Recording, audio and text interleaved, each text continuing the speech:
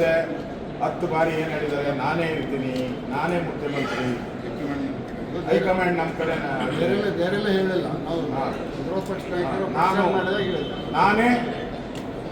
ನಾನೇ ಡೈರೆಕ್ಟ್ರು, ನಾನೇ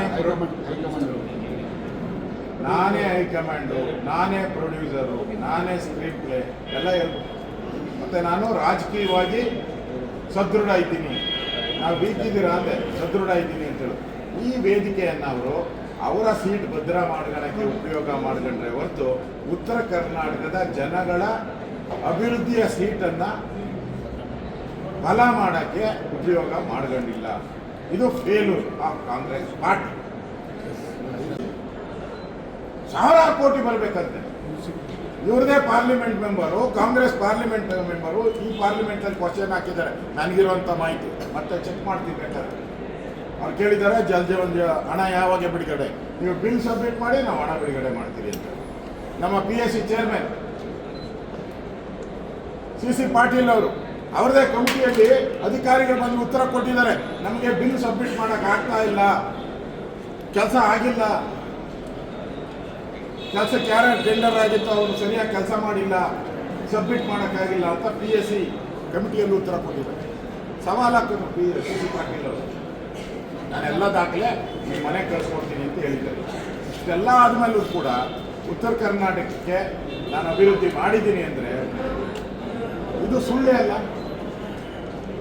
ಕಾಂಗ್ರೆಸ್ ಪಾರ್ಟಿ ಸುಳ್ಳಿನ ಮನೆ, ಇವತ್ತು ಸುಳ್ಳಿನ ಮನೆ, ಸುಳ್ಳೇ ಕಾಂಗ್ರೆಸ್ ಪಾರ್ಟಿಯ ಧ್ಯೇಯ, ಮನೆ ದೇವರು.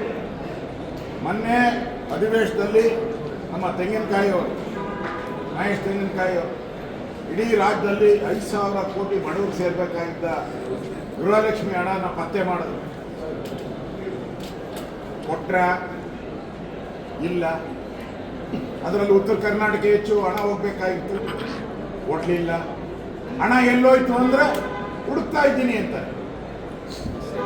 5,000 ಕೋಟಿ ಬಡವರು ಸೇರ್ಬೇಕು. 1,26,000 ತಾಯಂದಿರಿಗೆ ಸೇರ್ಬೇಕಾಗಿತ್ತು. 1 ಕೋಟಿ 1,26,00,000 ತಾಯಂದಿರಿಗೆ ಸೇರ್ಬೇಕಾಯ್ತು. ಅದು ಮಾತ್ರ ಕೊಡಕ್ಕಲ್ಲ. ನಾನು ಹೇಳ್ತಾ ಇದ್ದೀನಿ, ಈ ಸರ್ಕಾರ ಸಾಲಗ ಸರ್ಕಾರ, ಸಾಲ ಮಾಡಿ ತುಪ್ಪ ತಿನ್ನುವಂತಾರಲ್ಲ, ಚಂದ ತುಪ್ಪ ತಿಂದು ಕರಪ್ಷನ್ ಮಾಡಿ ಲೂಟಿ ಹೊಡೆದು ಹೋಗುವಂಥ ಸರ್ಕಾರ ಇದೆ. ಇವತ್ತು ನಾವು ಭಾಳ ಭರವಸೆ ಇಟ್ಕೊಂಡು ಬಂದಿದ್ರು. ಇಡೀ ರಾಜ್ಯದ ಉತ್ತರ ಕರ್ನಾಟಕ ಜನ ಭಾಳ ಭರವಸೆ ಇಟ್ಕೊಂಡು ಬಂದಿದ್ರು, ಏನೋ ಒಂದು ಒಳ್ಳೆಯ ಕಾರ್ಯ ಇವತ್ತಾಗುತ್ತೆ. ಎಲ್ಲರೂ ಮುಖ್ಯಮಂತ್ರಿ ಬಂದು ಕಾಲಿಟ್ಟಿದ್ದಾರೆ, ಏನೋ ಒಳ್ಳೇದಾಗ್ತದೆ ಅಂದರೆ ಎಲ್ಲ ಕೆಟ್ಟದ್ದೇ ಆಗಿದೆ, ಎಲ್ಲ ಕೆಟ್ಟದ್ದೇ. ಈ ಅಧಿವೇಶನದಲ್ಲಿ ಸರ್ಕಾರದಲ್ಲಿ ಒಗ್ಗಟ್ಟಿಲ್ಲ. ಬರೀ ಡಿನ್ನರ್ ಪಾರ್ಟಿ, ಬ್ರೇಕ್ಫಾಸ್ಟ್ ಪಾರ್ಟಿಗಳೇ ಆಗೋದು. ಯಾವ ಮಂತ್ರಿಗೂ ಕರೆಕ್ಟ್ ಆಗಿಲ್ಲ. ಇವತ್ತು ಮುಖ್ಯಮಂತ್ರಿ ಉತ್ತರ ಕೊಡ್ತಾರೆ ಅಂದರೆ ಮುಖ್ಯಮಂತ್ರಿ ಗೌರವ ಕೊಡಬೇಕಾಯ್ತಲ್ಲ. ಇವರಲ್ಲಿ ಗೊಂದಲ ಇಲ್ಲ ಅಂತ ಹೇಳಿದರೆ, ಇವರಲ್ಲಿ ಒಡಕಿಲ್ಲ ಅಂತ ಹೇಳಿದರೆ ಮುಖ್ಯಮಂತ್ರಿ ಗೌರವ ಕೊಡಬೇಕಾಯ್ತಲ್ಲ. ಮುಖ್ಯಮಂತ್ರಿ ಭಾಷಣ ಮಾಡಿದಾಗ ನಾನು ಕೌಂಟ್ ಮಾಡಿದ್ದೀನಿ, 6 ಜನ ಮಂತ್ರಿಗಳಿದ್ರು. 6 ಜನ, 30 ಜನದಲ್ಲಿ 6 ಜನ ಅಂದರೆ ಇನ್ನು ಉಳಿದವರೆಷ್ಟು? 24 ಜನ ಮಂತ್ರಿಗಳು. ಆಯ್ತು, MLC ಎಲ್ಲ MLC ಹತ್ರ ಒಂದು 5 ಜನ ಹೋದ್ರು ಅಂತ ಇಟ್ಕೊಳ್ಳಿ. ಮೇಲ್ಮನೆಗೆ ಇಬ್ಬರೇ ಇದ್ದಾರೆ, ಶಾಸಕರು ಇಲ್ಲ, ಇಬ್ಬರೇ ಇದ್ದಾರೆ. 50% ಇಲ್ಲ ಶಾಸಕರು, ಕಾಂಗ್ರೆಸ್ ಶಾಸಕರು. ಮಂತ್ರಿಗಳು ಇಲ್ಲ. ನಾನು ಆಮೇಲೆ ಹುಡುಕಾದೆ, 7ಕ್ಕೆ ಹೋಯ್ತು. ಆಮೇಲೆ ತಿರುಗಿ ಮತ್ತೆ 5ಕ್ಕೆ ಬಂತು ವಾಪಸ್. ಅಂದ್ರೆ ಒಬ್ಬ ಮುಖ್ಯಮಂತ್ರಿ, ರಾಜ್ಯದ ಮುಖ್ಯಮಂತ್ರಿ, ಅವ್ರದೇ ಪಕ್ಷ ಇದು, ಮಾತಾಡ್ತಾರೆ ಅಂದರೆ ಉಪಮುಖ್ಯಮಂತ್ರಿನೂ ಪತ್ತ ಇಲ್ಲ, ಮಂತ್ರಿನೂ ಪತ್ತ ಇಲ್ಲ. ನಾವು ಒಡಕಿಲ್ಲ, ಒಗ್ಗಟ್ಟಾಗಿದ್ದೀರಿ. ಒಗ್ಗಟ್ಟು ನಾನೇ 5 ವರ್ಷ ಆಯ್ತು, ಎಲ್ಲಿದೆ? ಗ್ಯಾರಂಟಿನೇ ಇಲ್ಲ. ಈ ಸರ್ಕಾರ ಗ್ಯಾರಂಟಿ ಇಲ್ಲದೆ ಇರೋವಂಥ ಸರ್ಕಾರ. ಮುಖ್ಯಮಂತ್ರಿ ಉತ್ತರ ಕರ್ನಾಟಕಕ್ಕೆ ಗ್ಯಾರಂಟಿ ಚೊಂಬನ್ನು ಕೊಟ್ಟಂಥ ಸರ್ಕಾರ ಇದು ದ್ರೋಹ ಬಂದಿದೆ. ಇದು ದ್ರೋಹದ ಸರ್ಕಾರ. ಇದರಿಂದ ನಿರಾಸೆ ಆಗಿದೆ. ಇವತ್ತು ಮುಖ್ಯಮಂತ್ರಿ ಅಟ್ಟರ್ ಫೇಲ್ಯೂರ್ ಆಗಿದೆ. ಬೆಳಗಾವಿ ಅಧಿವೇಶನದಲ್ಲಿ ಉತ್ತರ ಕರ್ನಾಟಕಕ್ಕೆ ಸಮಸ್ಯೆಗೆ ಪರಿಹಾರ ಕಂಡುಕೊಡ್ಬೇಕು ಅಂತೇಳಿ ಪ್ರತಿ ವಿಧಾನಸಭಾ ಅಧಿವೇಶನದಲ್ಲೂ ಕೂಡ ಚರ್ಚೆ ನಡೆದಿದೆ. ಈ ಬಾರಿ ಬಿಜೆಪಿ ಒಂದು ತೀರ್ಮಾನ ತೆಗೆದುಕೊಳ್ತು. ನಮ್ಮೆಲ್ಲ ಬಿಜೆಪಿಯ ಮುಖಂಡರು ಮತ್ತು JDSನ ಮುಖಂಡರು ನಾವೆಲ್ಲರೂ ಕೂಡ ಸೇರಿ ಈ ಸಾರಿ ಬೆಳಗಾವಿ ಅಧಿವೇಶನದಲ್ಲಿ ಮೊದಲಿಗೆ ಉತ್ತರ ಕರ್ನಾಟಕದ ಚರ್ಚೆ ತೆಗೆದುಕೊಳ್ಬೇಕು. ಈ ಭಾಗದಲ್ಲಿ ಆಗ್ತಾ ಇರ್ತಕ್ಕಂಥ ಅನ್ಯಾಯ ಸರಿಪಡಿಸಬೇಕು ಅನ್ನೋ ಒಂದು ಉದ್ದೇಶ ಇಟ್ಕೊಂಡು ಇಲ್ಲಿ ಅಧಿವೇಶನಕ್ಕೆ ಬಂದರು. ಒಟ್ಟು ಸುಮಾರು 21 ಗಂಟೆಗಳ ಕಾಲ 21 ಅವರ್ಸ್ ಚರ್ಚೆ ಆಗಿದೆ.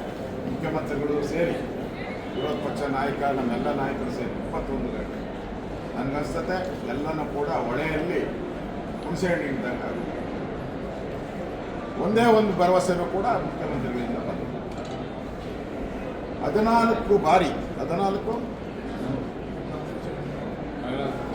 ಫೈನಾನ್ಸ್ ಮಿನಿಸ್ಟರ್ 16 ಬಾರಿ ರಾಜ್ಯದಲ್ಲಿ ಅತಿ ಹೆಚ್ಚು ಬಾರಿ ಬಡ್ಜೆಟನ್ನು ಮಂಡಿಸಿದಂಥ ಒಬ್ಬ ವ್ಯಕ್ತಿ ಬಾಯಿಂದ ಇವತ್ತು ಉತ್ತರ ಕರ್ನಾಟಕ ಅನ್ಯಾಯ ಆಗಿದೆ ಅನ್ನೋ ಮಾತು ಬಂತಲ್ಲ, ಅದೇ ತಪ್ಪು. ಅದೇ ಉತ್ತರ ಕರ್ನಾಟಕ ಮಾಡಿರುವಂಥ ಅನ್ಯಾಯ.